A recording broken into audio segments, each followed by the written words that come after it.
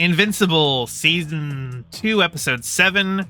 I didn't look up the name of this episode, but I don't really care about the titles. What matters is the story. And this episode, Mark and Amber go to Comic-Con, and they actually bring back a joke from the comics, but adapt it for animation.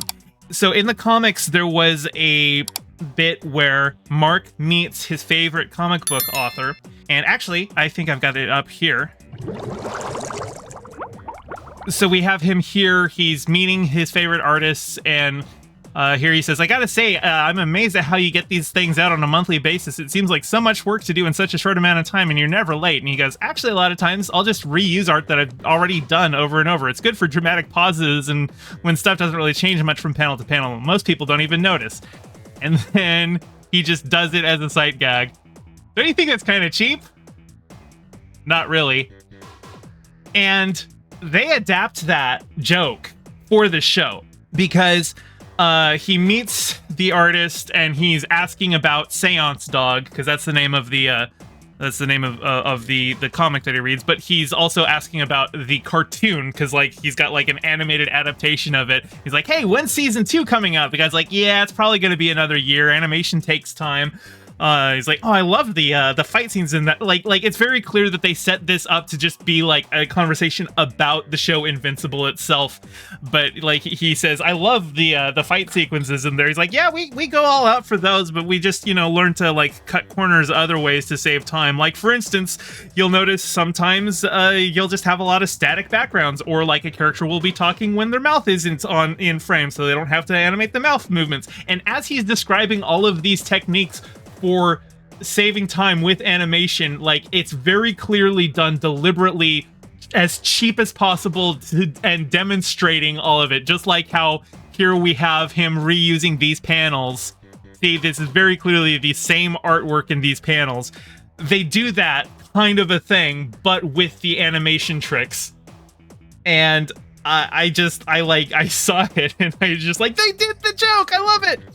So I appreciate that they brought that in. It was a wonderful way to adapt it. Anyway, that was a lot just about like one little joke that the show did, but I loved it so much from the comics, and they adapted it for this one that I had to talk about it. So what's going on with them? As we know, last episode, Mark and Amber were kind of, having relationship issues, right? Like Mark's been away for so long, and he's not lying to Amber anymore, but she's dealing with the realities of dating a superhero and not ever really getting to have time with him, and having to lie to cover for him and stuff like that. And here he is trying to make time to be with her. He even makes arrangements with the Guardians of the Globe and Cecil to be like, I get 2 days a week off. You can't call me, you can't contact me. That's me and Amber time. Which she says, I don't know how ethical that is, but I'm okay with it because she gets her boyfriend. But very quickly, she has a realization that, like, if you're a superhero, you can't just have days off. And it's brought to a very serious head because a Viltrumite shows up to Earth to confront Mark while he is on a date with Amber. And the Viltrumite, she threatens Amber's life. And Mark's able to get the Viltrumites like, look, I will have it. You're just here to talk. You say you're just here to talk. Leave these people alone. I'll be up in the air to talk with you in like 15 minutes. But like Amber has this realization after that like, first off, she's not safe because she was just on a date with her boyfriend. Her boyfriend had everything turned off, so he wasn't even alerted ahead of time that a Viltrumite was coming for him because he had been cut off from everything. And she realized it kind of feels like the relationship is probably going to be done. They have like a whole conversation about it's not going to get better. This is the reality. And, it's clear that they still love each other, but like sometimes you love somebody and the relationship still doesn't work. And also, Mark does not fare well in that fight against the Viltrumite. She pretty much lets him live. He actually she's like threatening to kill him, and he calls her bluff. He's like, yeah, do it. Like, you clearly, like you would have killed me already if you didn't need me for something. So either kill me or or don't. And she decides not to. And I know why she doesn't kill him, but they don't tell you yet because I don't want to spoil the future of the comics. I know the reasons. And it's a pretty understandable reason, actually, once you find out. But yeah. Anyway, another one of the big storylines through here, as we've been going through the season, Donald has been slowly realizing more and more that, something happens to him at the end of season 1, when he got blown up trying to stop Nolan.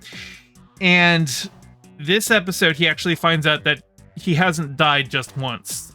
They've done this to him like 39 times. He keeps dying in the line of duty, and then they keep reviving him. And then he finds out that the reason he can't remember is because he chose to have his memories erased every time. And once he learns that, he asks to have them erased again. They're like, okay, we'll get that ready for you. But then we have Rick, William's boyfriend, the guy who was turned into one of those Rihanna men on college campus last season. Well, he's back on campus now, but he's dealing with PTSD flashbacks and everything, and kind of like body rejection, and like he's like suicidal. And Donald shows up to basically help talk him off of a ledge, quite literally, and also tell him like, look, I am like you. I too have had traumatic moments and had my body rebuilt. I think he says I'm like 98% machine at this point. And then he realizes that he can't just have those memories of him erased. He needs to embrace them and deal with them. But now it looks like Donald and Rick, they have like a shared bond. Rick finally realizes that there is somebody else out there who like understands how he feels, because like William was trying, but William couldn't understand what it felt like. So that was kind of just a nice mental health episode, just the two of them recognizing each other's shared trauma, and we'll see what they do to work through it in the future. What are the Guardians of the Globe up to? Well, Rex is surprisingly back out in the field already, considering he got shot in the head like last week. I assume it's probably been more like a couple months between those episodes or whatnot, but yeah, he's back on the field. He's got like a mechanical hand that's got a little like plasma cannon built into it, which is pretty nice.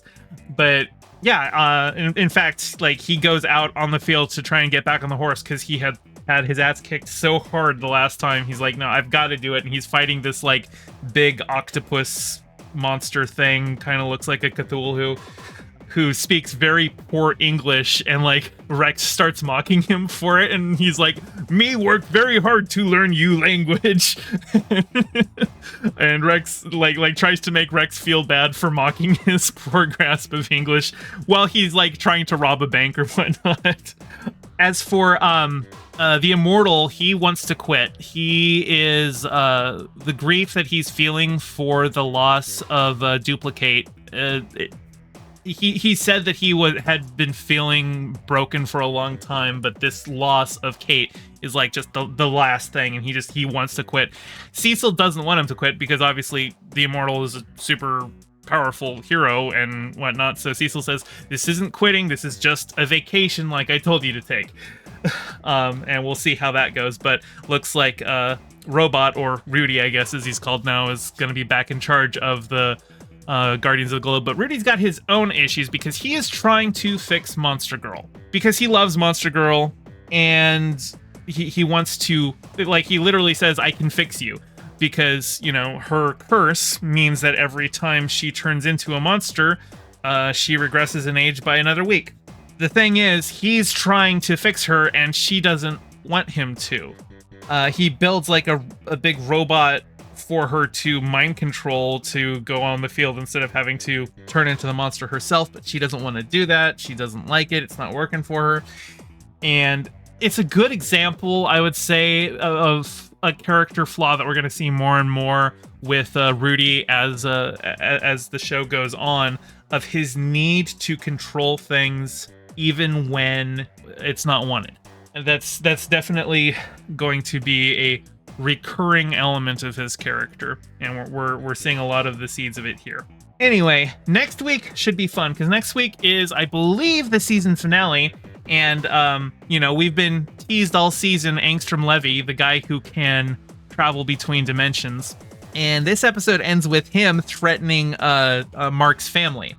So we should have a big ol' fight between them. Now, in the comics, when they had this big ol' fight, because he can travel between dimensions, between different universes, they actually used that to have Invincible crossover with Spider-Man. There's actually an issue where Spider-Man and Invincible team up, and they use the conceit of him fighting with Angstrom Levy and getting tossed into the Marvel 616 universe. I don't think they're going to do that. That would be really cool if Spider-Man showed up in this episode, but I don't think that's going to happen. I think getting the rights to license Spider-Man for this show is probably going to be cost prohibitive. But if they do pull it off, that would be awesome. Season finale already? Yeah, I know. Well, like, we had half a season a couple months ago, and then we had like, a 3 or 4 month hiatus, but now we've got the second half of the season. I really hope they don't split up season 3 like this. I do understand that animation takes time, but I also don't know how much of that break was actually for additional time needed for animation, and how much of it was Amazon just trying to milk their subscribers longer. I'm not a fan of that. I am a fan of the show, though, so I'll put up with it, because, I don't know, this is a fantastic show, Looking forward to the season finale. We'll see what happens with it. Quinn says, I don't know, season 1 felt like it was really building toward that finale. Feels weird to introduce Anissa and then do the finale. Well, we'll see what happens. Oh, yeah, that's right. Also, we've also got Alan. Alan deliberately gets himself captured by Anissa, and we'll figure he was actually able to hold his own in a fight against a Viltrumite, but he deliberately pretends to be knocked out because they're like, we'll capture you and take you in our prison and dissect you for study because you're able to withstand a Viltrumite attack now. And it seems like that's what he wants, because I think he wants to get closer to Nolan, who is also in a Viltrumite prison. All of that out of the way. Hopefully next week has a big, old, fantastic, amazing finale. But I think you're right, Quinn. The first season, definitely everything seems to be more building toward that singular confrontation between Invincible and Omni-Man. Whereas in this season, we saw Angstrom Levy at the start, and then we've had just little flashes of him as he's going to show up for the finale. But yeah, considering how much story there is in the comics to get through, and I don't know how many seasons they're planning to do, they might not be able to have as focused a single storyline as we had in the first season. I don't know. We'll see. But that's my thoughts on this week's Invincible. See you next week for the finale.